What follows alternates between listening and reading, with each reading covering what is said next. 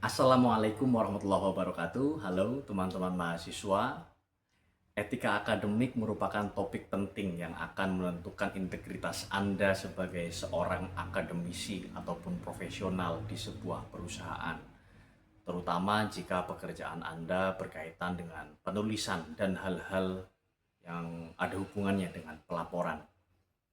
Ada 5 prinsip dasar yang diakui secara universal dalam etika akademik. Yang pertama adalah kejujuran.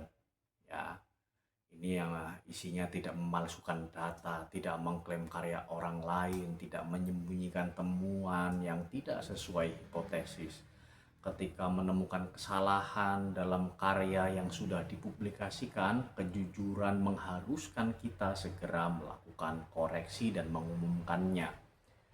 Yang kedua adalah objektivitas, yaitu kemampuan memisahkan fakta dari opini, membiarkan data yang berbicara apa adanya tanpa dipengaruhi kepentingan pribadi atau tekanan finansial dari pihak manapun.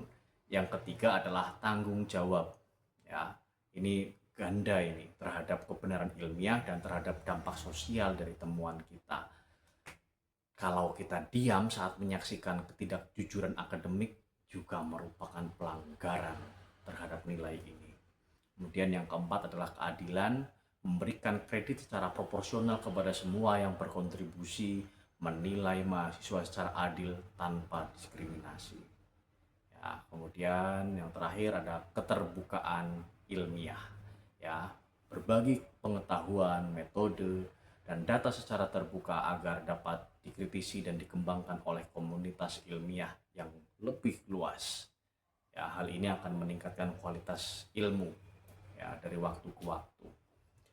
Nah, biasanya ya, pelanggaran etika akademik yang paling umum itu disebut plagiarisme.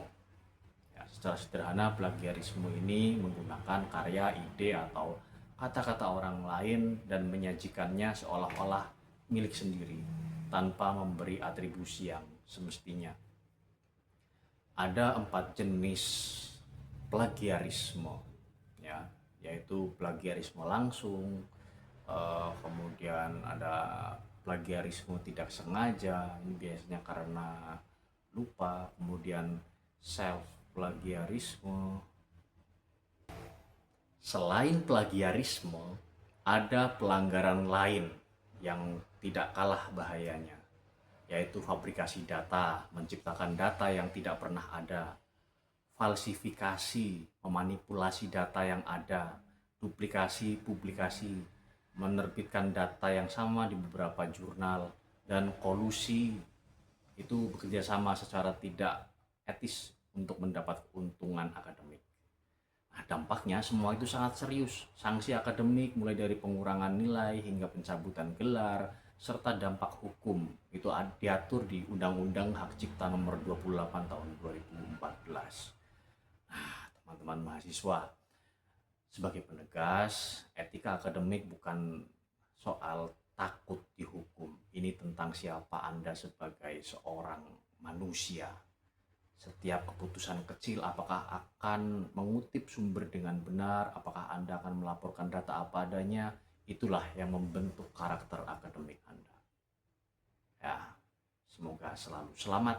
Sampai jumpa. Assalamualaikum warahmatullahi wabarakatuh.